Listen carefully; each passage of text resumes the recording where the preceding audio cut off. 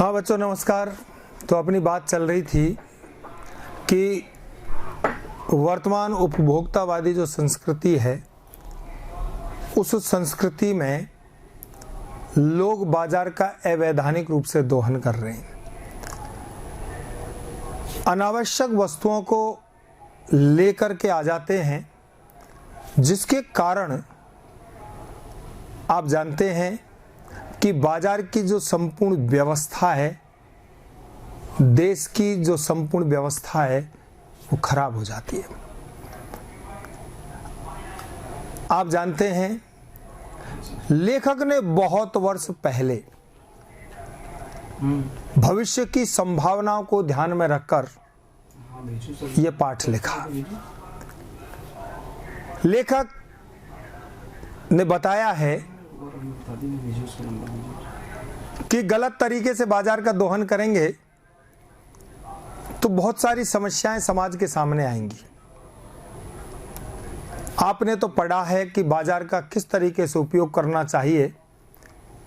आपने हिंदी उपन्यास सम्राट मुंशी प्रेमचंद की कहानी ईदगाह पढ़ी है। उस ईदगाह में हामिद नाम के छोटे से बच्चे को जब उसकी बूढ़ी दादी अमीना पैसे देती है कि तू ईदगाह पर जा रहा है तो वहां कुछ खा लेना, आप जानते हैं किस प्रकार बालक अपने साथियों को खाते देखकर, झूला झूलते देखकर या अन्य प्रकार से उनको खर्चा करते हुए देखकर अपने आप को रोकता है और फिर घर की उपयोगी वस्तु चिमटे को खरीदता है। वह पाठ भी हमें बाजार का सदुपयोग और आवश्यक वस्तु खरीदने की प्रेरणा देता है। इधर लेखक जैनेंद्र कुमार ने भी, आप जानते हैं कि उपयोगी वस्तुओं को खरीदने के लिए कहा है, लेकिन हम उपभोक्तावाद की दौड़ में आगे बढ़ रहे हैं, अनावश्यक वस्तुओं को खरीदते जा रहे हैं। इन सब चीजों को लेखक ने क्या किया बताया। लेखक बताते हैं कि मेरा एक मित्र है, बाजार गया। अब बाजार जब गया, कुछ लेने गया और बहुत कुछ लेकर लौटा। कुछ लेने गया और बहुत कुछ लेकर लौटा। मैंने पूछा कि यार इतना कुछ बेकार ले आए। मित्र बताते हैं यह जो साथ थी पत्नी की तरफ इशारा करते थे। लेखक बताते हैं पत्नी की महिमा का तो मैं शुरू से कायल प्रशंसक हूं। पत्नी माया ने जोड़े तो क्या और कौन जोड़ेगा। माया से तात्पर्य घर की वस्तुओं को इकट्ठा करना आदि, क्योंकि ये स्त्रीत्व का, स्त्री होने का गुण है। आप जानते हैं महिलाओं की यह धारणा होती है कि पीछे वस्तु महंगी हो जाएगी, फिर नहीं मिलेगी, खरीद के रख लो, और ज्यादा से ज्यादा दोहन कर लेती है। लंबे समय तक जब बाजार से वस्तु खरीदते हैं तो महिलाओं की आड़ ली जाती है, लेकिन इसके पीछे एक चीज और छुपी हुई है, और वह कौन सी? अपनी परचेजिंग पावर, खरीदने की क्षमता। निसंदेह स्त्री तो है और स्त्री सामान भी खरीद रही है, लेकिन परचेजिंग पावर, खुद की जब क्षमता नहीं है तो स्त्री चाहे कितना भी कह दे फिर आदमी नहीं खरीदेगा। अपने खुद के भी खरीदने की जस्ती है, खुद की परचेजिंग पावर है। जैसे मान लो मैं आज मेरी आर्थिक स्थिति कमजोर है और मैं कुछ खरीद नहीं सकता। अब मान लो मेरी पत्नी बार बार कहेगी ये सामान लाओ, वो सामान लाओ, तो मैं नहीं लाऊंगा। लेकिन जब मेरे पास पैसा हो जाएगा, कल को मेरी आर्थिक स्थिति अच्छी हो गई, तो मैं अपनी उन अतृप्त भावनाओं को पूरा करने के लिए, जो लोगों को देखकर मेरे मन में भाव जगते थे, उनको पूरा करने के लिए मैं प्रयास करूंगा और यदि उसमें पत्नी का साथ मिल गया तो आप जानते हैं फिर मैं आवश्यक और अनावश्यक वस्तुओं को खरीदता चला जाऊंगा। अर्थात मुख्य चीज है अपनी परचेजिंग पावर, खरीदने की क्षमता। लेखक के मित्र बताते हैं कि बहुत कुछ सामान बंडल बंडल लेकर आते हैं कि अरे साहब ये पत्नी साथ में थी इसलिए सामान आ गया, और देखो ये मनी बैग, ये पर्स खाली हो गया, एक पैसा नहीं बचा, रेल टिकट के लिए भी नहीं बचा है। इसका मतलब यदि और पैसा होता तो और सामान आता। सामान जरूरत को देखकर नहीं आया है, सामान परचेजिंग पावर के आधार पर आया है। बाजार में पैसा खत्म होना इस बात को निश्चित रूप से प्रमाणित करता है, क्योंकि यदि सामान आवश्यक होता तो घर से चलने से पहले ये देखते, क्योंकि ऐसी हर वस्तु जो हम खरीदने जाते हैं उसकी जो कीमत है उसका एक मोटा मोटा आइडिया हमको निश्चित रूप से रहता है।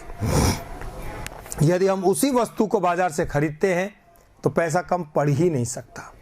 लेकिन बाजार जब जाते हैं और बाजार की चकाचौंध को देखकर जो वस्तु है, उन वस्तुओं को जब हम देखते हैं तो हमारे मन में भाव आता है कि ये भी खरीद लूँ, वो भी खरीद लूँ, और ऐसी स्थिति में पैसा क्या हो जाता है, कम पड़ जाता है। पैसा कम पड़ना इस बात को प्रमाणित करता है कि सामान परचेजिंग पावर के अनुसार खरीदा गया, आवश्यकता के अनुसार नहीं खरीदा गया है। अब क्योंकि परचेजिंग पावर के प्रयोग में पावर का रस दिखता है। परचेजिंग पावर के प्रयोग में पावर का रस कैसा है? क्योंकि आप जानते हैं जब परचेजिंग पावर का प्रयोग करेंगे, जब सामान खरीदेंगे, तो हमारे पास उस वैभव को, संपन्नता को दिखाने की वस्तु होगी। लोग उन वस्तुओं को देख करके सम्मान करेंगे। आज मान लो मैं हूं और मैं आपसे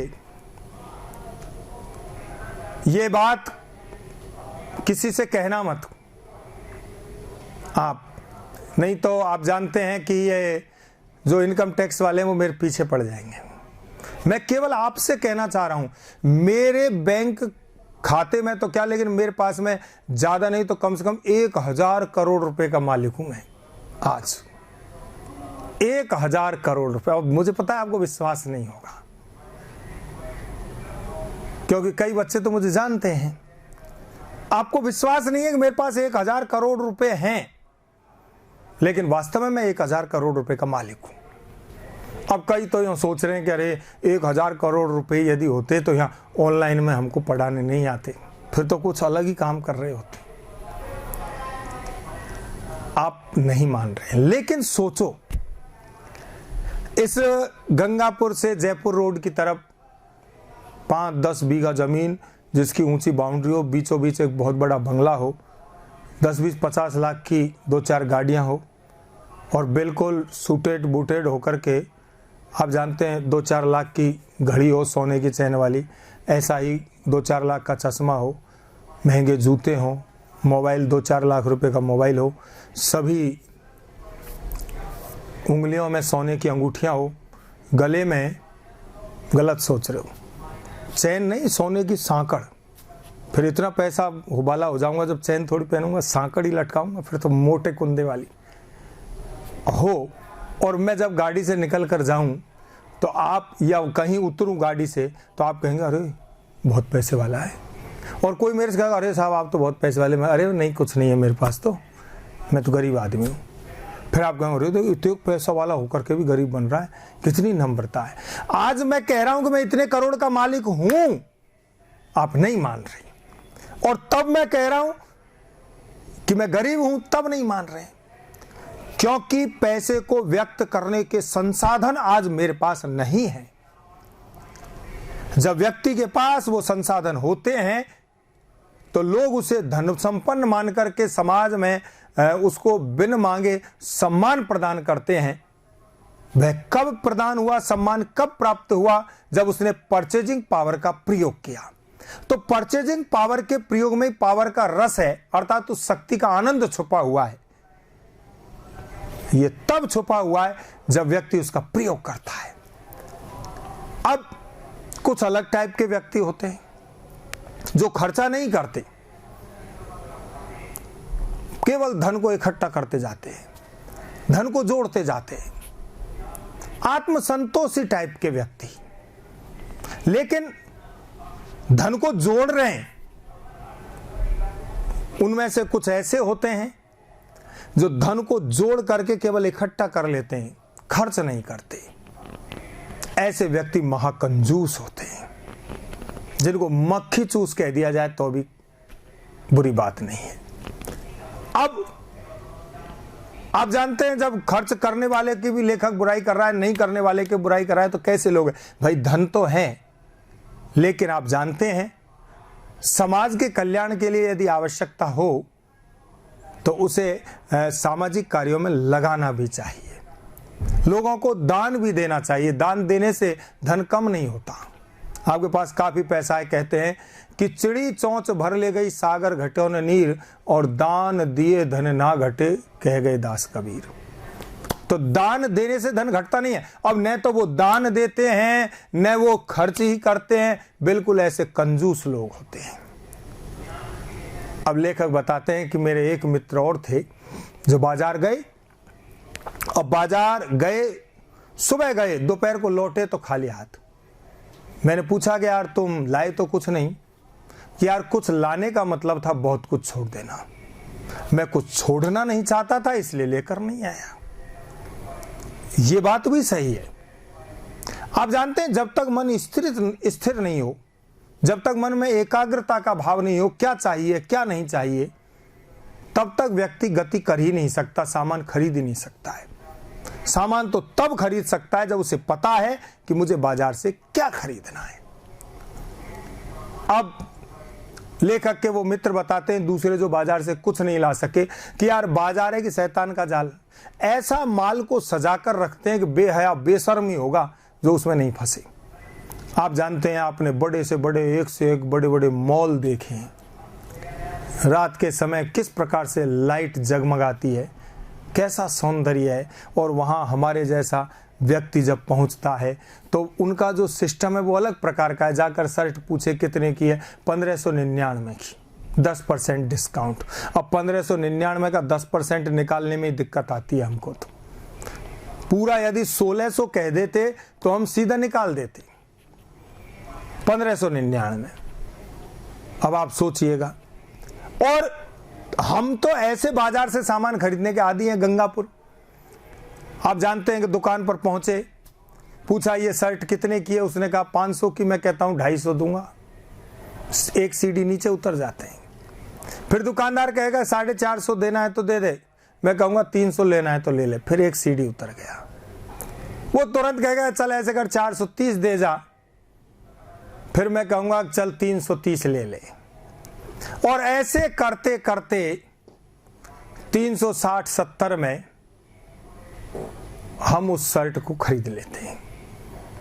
और इसी बीच में आप जानते हैं कि हमारे गंगापुर के मार्केट में 2-4 सुअर या तो आपके बगल में होकर निकल जाएंगे या दोनों पैरों के नीचे होकर निकल जाएंगे। हम उस मार्केट से सामान खरीदने के अभ्यस्त हैं। और जब हम बड़े शहर में जाकर के मॉल में जब पहुंच जाते हैं तो पहली बात तो वो लाइटों की जगमगाहट और आकर्षण को देखकर मन में वैसे ही भाव कुछ अलग हो जाते हैं। और जब अंदर प्रवेश करते हैं, बिल्कुल शीतल एसी चल रहा है। फिर वहां जाकर के मैथ तो वैसे ही बहुत सारे लोगों कमजोर रहती है। वहां आप जानते हैं 1499, 2099, 1899, 20,099। अब उसका 10%, 15% निकालने में दिक्कत है, इसलिए वो मांगता है, वही दे देते हैं। ये आप जानते हैं कि आज के बाजार की स्थिति है। जब व्यक्ति बाजार में जब पहुंचता है, उसका मन भरा नहीं होता। मन भरे का मतलब व्यक्ति को भली भांति ये पता नहीं होना कि उसे बाजार से क्या चाहिए, तो बेकार का आकर्षण उसे घेर लेता है। हर प्रकार की चीज बाजार में दिखाई देती है। वह सोचता है यहाँ कितना अधिक है, मेरे पास कितना सीमित है। और जब जेब में पैसा हो तो फिर वो क्या करता है, खरीद लेता है।